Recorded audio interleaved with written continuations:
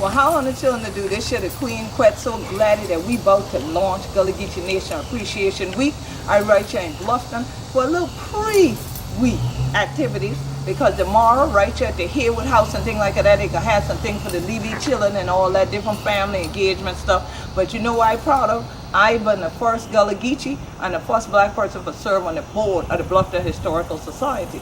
And so this been one of the first things we work on, is making sure that these buildings where we ancestors were built and be living for truth. These ain't the replicas. These just survived the burning down that Sherman did on in March.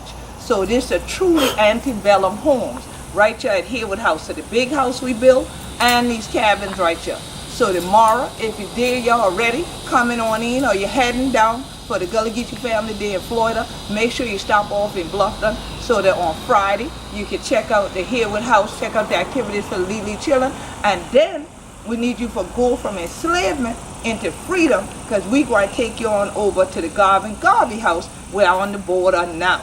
So Hunter children, you know if you did with me, Hunter going to know what is going on, and rather was what going on the week. This year is Gullah Geechee Nation Appreciation Week. Looking forward to seeing Hunter children.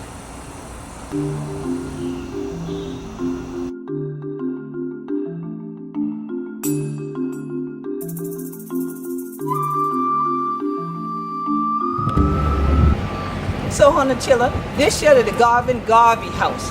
This year the one we Freedman Village House, or they might call them a Freedman Cottage, right here in Bluffton, South Kakalaki.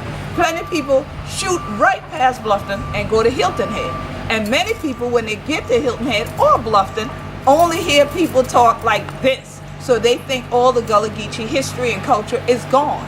But make a stop during Gullah Geechee Nation Appreciation Week and take one of the tours here and learn this story about what we did with our land legacy and how we're still holding on to it today.